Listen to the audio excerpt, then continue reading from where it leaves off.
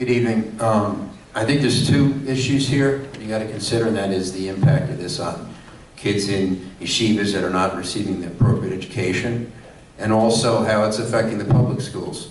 Because if you weaken the standards for what's required for public funding of religious schools, that creates an incentive for more and more people to make a school and bring kids into it. Because if they don't have to meet a higher standard, it's easier to have a school. And that means that more money is taken out of the general public coffers to pay for more and more schools that are not, first of all, they're not teaching an appropriate education, but they're proliferating because there's no reason not to. There's all kinds of people in the world.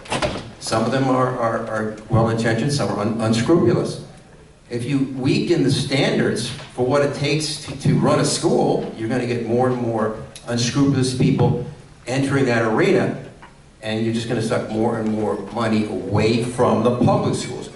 In our public schools, we are struggling to teach children to grow up and become productive members of society, where they make a contribution to society, and become self-reliant, so that they can earn their own bread and make their own way.